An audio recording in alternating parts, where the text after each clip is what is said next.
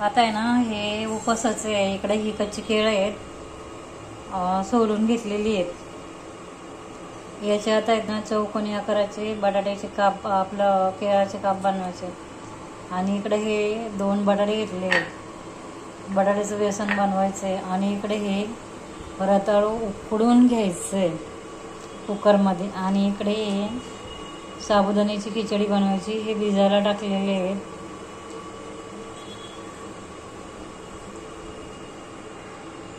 आणि याच्यासाठी आता आहे ना हिरवं मिरचीचं वाटून घेते, शेंगदाणे आणि हिरवी मिरची.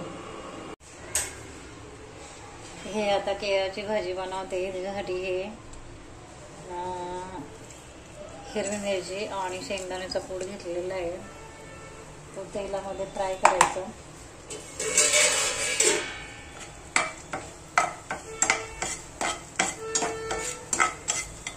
आणि हे चवीनुसार हे केळाचे अर्धे काप केलेले आहेत,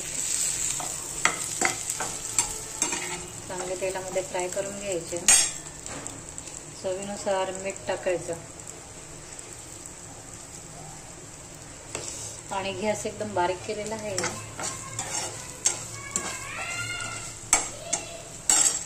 थोडंसं तेल टाकायचं.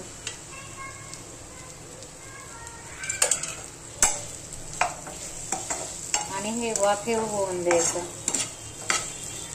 10 मिनिटात होऊन जाईल वाफेव.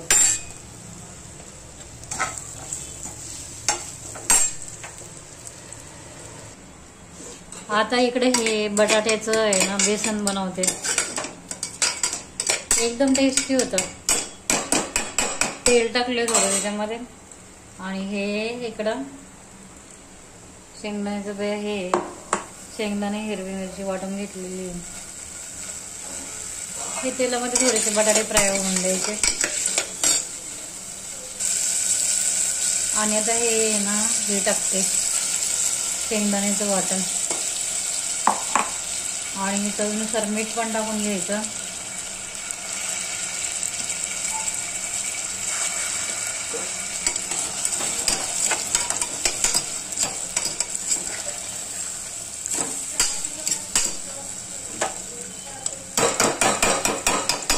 त्याच्यामध्ये ना पाणी टाकून 1 शिट्टी करून घ्यायची.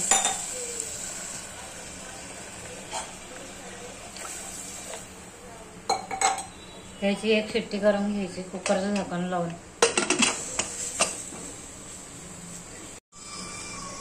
आता साबुदाण्याची खिचडी बनवते. आणि त्याच्यामध्ये आहे ना तूप टाकलेलं आहे आणि हिरवी मिरची फ्राय करायला ठेवली.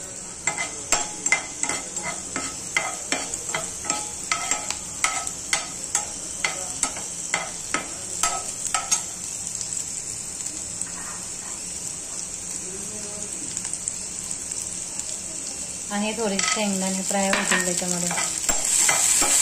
थोडी जरा वेगळ्या पद्धतीने बनवते. आता आलू फ्राय होताना साबुदाणे टाकून घेते त्याच्यामध्ये.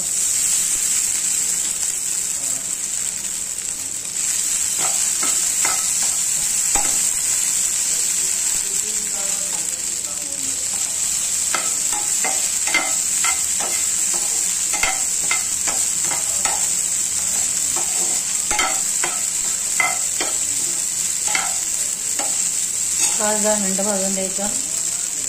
चवीनुसार मीठ टाकायचं.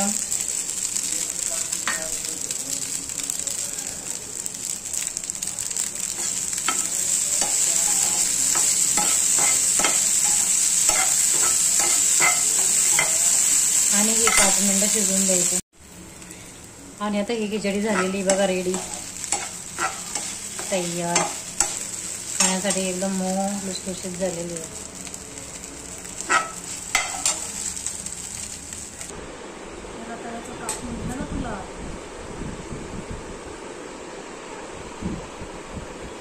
हे पहा, आता हे पहा अशी थाळी बनवलेली आहे. इकडे खिचडी आहे, हे संत्रा आहे. इकडे हे आहे ना साबुदाण्याच्या अशा पापड्या मिळतात रेडीमेड.